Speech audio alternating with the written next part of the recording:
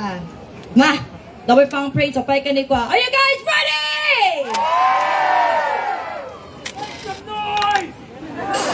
เพลงเดียวกันแปะนะฮะร้องกลางตลาดนัดที่ภูเก็ตได้สบายใจแต่ถ้ายกไปร้องบนเวทีอเมริกาคืนวันที่ 25 สิงหาคมเมื่อไหร่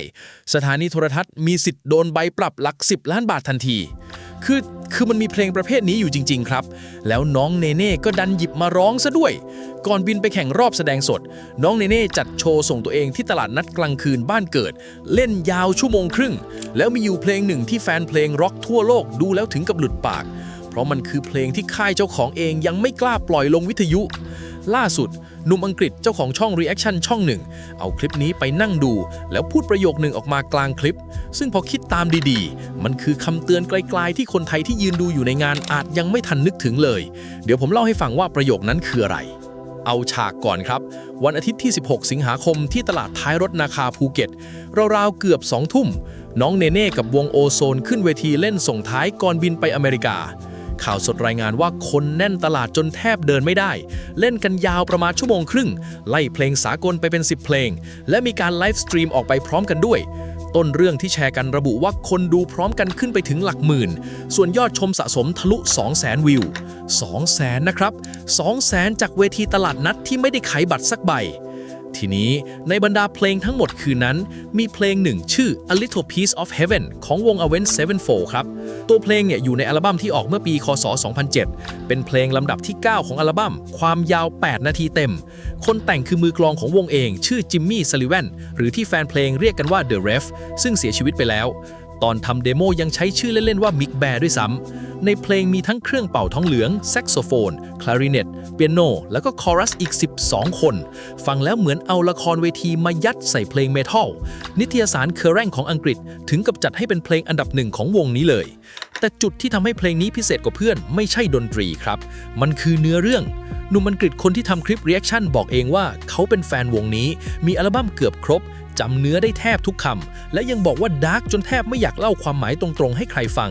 เอาแบบที่พูดออกอากาศได้นะฮะมันคือเรื่องของผู้ชายที่ลงมือกับคนรักของตัวเองแล้วสิ่งที่เขาทำกับร่างของอีกฝ่ายหลังจากนั้นเนี่ยผมขอไม่ลงรายละเอียดเอาเป็นว่าค่าย Warner Brothers เจ้าของสิทธิ์เองยังไม่ปล่อยเป็นซิงเกิลไม่ส่งเข้าวิทยุส่วนมิวสิกวิดีโอแอนิเมชันก็ปล่อยแบบจำกัดต้องลงทะเบียนก่อนถึงจะดูได้กว่าจะได้ลง YouTube แบบเปิดกว้างก็ไปอีก2 ปี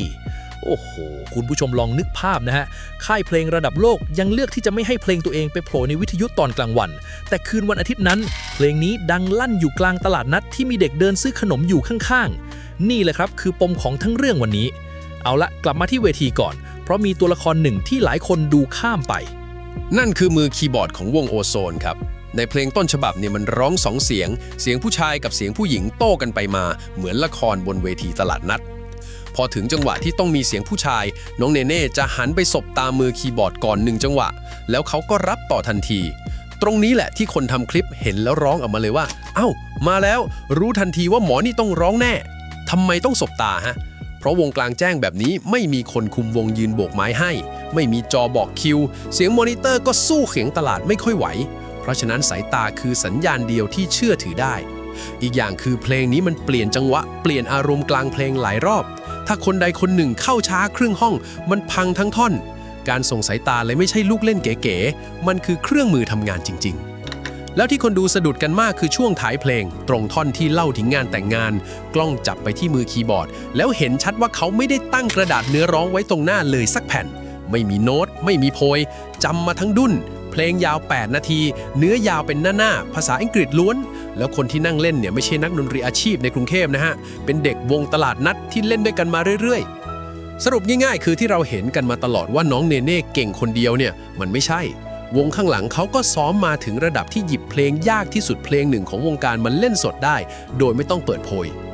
ตลาดนัดของบ้านเราเนี่ยมันเลยไม่ใช่แค่ที่หาตังค์มันคือห้องซ้อมที่มีคนดูจริงนั่งฟังอยู่ทุกสัปดาห์เล่นพลาดเมื่อไหร่คนเดินหนีทันทีตรงไปตรงมากว่าห้องอัดเยอะมาถึงประโยคที่ผมค้างไว้ตั้งแต่ต้นแล้วครับระหว่างดูคลิปตัวหนุ่มอังกฤษคนนี้เนี่ยเขาเห็นเด็ก2 คนยืนอยู่ด้านหลังงานแล้วช่วงท้ายกล้องแพนไปแถวหน้าเห็นกลุ่มผู้สูงอายุยืนดูอยู่ด้วยเขาก็พูดออกมาทำนองว่าหวังว่าเด็กๆที่อยู่ในงานจะฟังภาษาอังกฤษไม่ออกนะเพราะถ้าฟังออกแล้วจำไปร้องตามที่บ้านพ่อแม่ได้ตกใจแน่ ฟังผ่านๆเหมือนมุกแต่จริงๆมันคือการชี้ให้เห็นว่าที่เรารอดกันมาได้คืนนั้นเนี่ยมันรอดเพราะกำแพงภาษาอย่างเดียวเลยครับไม่ได้รอดเพราะมีใครกลั่นกรองเพราะกฎหมายบ้านเราเนี่ยมันไม่ได้มีตัวไหนคุมเรื่องนี้ตรงๆพระราชบัญญัติคุ้มครองเด็กปี 2546 มาตรา 16 26 27 เขาคุมเรื่องการทำร้ายเด็กการพาเด็กไปในที่ไม่เหมาะสมการเอาภาพเด็กไปเผยแพร่จนเสียหายแต่ไม่มีมาตราไหนเขียนว่าห้ามเล่นเพลงเนื้อหารุนแรงในตลาดนัดที่มีเด็กยืนฟังคือหนังมีเรทเกมมีเรทแต่วงดนตรีกลางตลาดไม่มีใครมาติดป้ายให้แล้วกำแพงภาษาที่ว่าเนี่ยมันบางลงทุกวันนะฮะคุณผู้ชมลองคิดดูเดี๋ยวนี้เด็กเปิดคลิปแล้วกดซับไทยอัตโนมัติได้ใน 2 วินาทีเพลงไหนดังปุ๊บมีคนทำคลิปแปลเนื้อลง TikTok ทันทีเพราะฉะนั้นที่คนอังกฤษเขาโล่งใจแทนเราน่ะน้องเนเน่เองก็เลือกเพลงตามความชอบของนักดนตรีวงก็เล่นตามที่ซ้อมมาตลาดก็จัดงานตามปกติไม่มีใครทำผิดกฎอะไรสักข้อ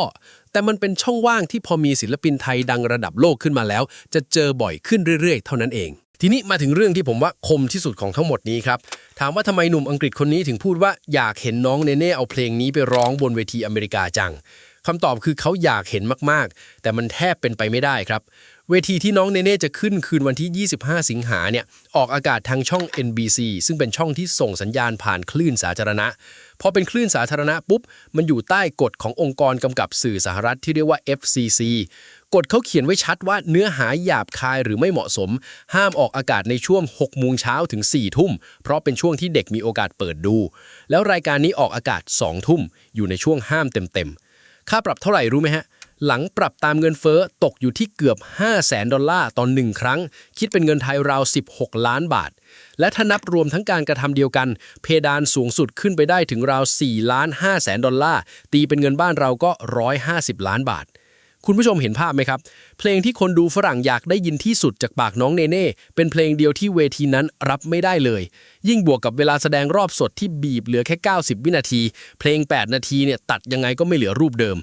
แล้วตัวเลขไลฟ์สตรีมมันเข้ามาตรงนี้แหละครับคนดูพร้อมกันหลักหมื่นกับยอดสะสม 200,000 จากตลาดนัดมันไม่ใช่แค่ตัวเลขอวดเล่นมันคือหลักฐานว่าน้องเนเน่มี2เวทีอยู่ในมือเวที1คือจอทีวีอเมริกามีคนดูเยอะกว่าเป็น10เท่าแต่มีกฎเต็มไปหมดต้องเลือกเพลงที่ผ่านฝ่ายตรวจต้องย่อให้จบใน1นาทีครึ่งอีกเวที1คือช่องของตัวเองคนน้อยกว่าก็จริงแต่เล่นเพลงอะไรก็ได้ยาวแค่ไหนก็ได้ไม่มีใครมาบอกให้ตัดทางฝั่งของตัวน้องเนเน่เองก็เลยได้ทั้งขึ้นทั้งล่องครับจอทีวีปั้นให้เป็นที่รู้จักในวงกว้างส่วนช่องตัวเองเก็บคนฟังสายหนักที่ไม่ดูรายการประกวดเลยด้วยซ้ำคนกลุ่มนี้แหละครับที่จะซื้อบัตรคอนเสิร์ตในอีก5ปีข้างหน้าไม่ใช่คนที่กดโหวตแล้วก็ลืมไปถ้าให้เดาเลยครับเพลงที่น้องเนเน่จะเล่นคืนนั้นน่าจะเป็นเพลงร็อกที่คนอเมริกันคุ้นหูเนื้อไม่มีปัญหามีท่อนกีตาร์ให้โชว์ได้ในไม่กี่วินาทีส่วนเพลงหนักๆแบบที่เราเพิ่งคุยกันเนี่ยเก็บไว้เล่นในช่องตัวเองหลังจบรายการนั่นแหละได้ผลกว่าเยอะปิดท้ายด้วยเรื่องเทคนิคเสียงนิดหนึ่งครับเพราะอันนี้เป็นจุดที่ทำให้คนวงการร็อกฝรั่งพูดถึงกันเยอะในคลิปคนทำรีแอคชั่นชี้ว่าน้องเนเน่ใช้วิธีร้องแบบดึงลมเข้าเพื่อทำเสียงสั่นแล้วดันเสียงขึ้นไปอีกช่วงหนึ่งให้สำเนียงแบบเมทัลยุคเก่าในวงการเขาเรียกกลุ่มเทคนิคนี้ว่าการเปล่งเสียงตอนหายใจเข้ามีงานวิจัยเก็บตัวอย่างเสียงนักร้องเมทัลไว้เป็นชุดข้อมูลด้วยซ้ำไม่ใช่ของที่เกิดจากการตะโกนมั่วๆเขาบอกอีกว่าฟังแล้วนึกถึง Axl Rose แห่ง Guns N' Roses ซึ่งอาจเป็นเหตุผลว่าทำไมน้องเนเน่ถึงชอบหยิบเพลงวงนี้มาร้องบ่อยและตัวเขาเองก็สรุปว่านี่คือด้านเมทัลที่ซ่อนอยู่ก่อนจะให้ฉายาว่าเป็นกิ้งกาเปลี่ยนสีของวงการเพลงไทยร้องได้ทุกแนวทุกเสียงทุกสไตล์ตรงนี้ผมอยากเสริมข้อมูลอีกด้านให้ฟังนะฮะเสียงแบบแหบบทเนี่ยถ้าทำผิดวิธีมันทำร้ายเส้นเสียงจริงนักร้องนำวง Avenged Sevenfold เองก็เคยต้องผ่าตัดเส้นเสียงมาแล้ว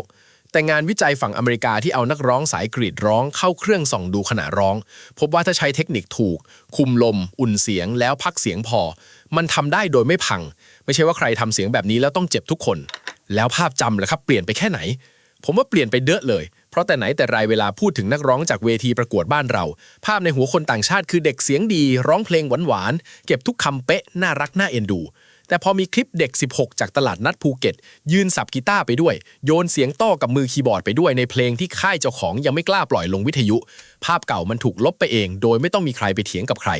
และนั่นคือสิ่งที่ผมว่าน่าสนใจที่สุดของคืนวันที่ 25 ครับคนอเมริกาที่กดโหวตจะได้เห็นน้องเนเน่แค่90วินาทีในเวอร์ชั่นที่ผ่านฝ่ายตรวจมาแล้วแต่คนที่ตามคลิปตลาดนัดมาก่อนจะรู้อยู่แก่ใจว่า90วินาทีนั้นเป็นแค่เศษเสี้ยวเดียวของสิ่งที่เด็กคนนี้ทำได้จริง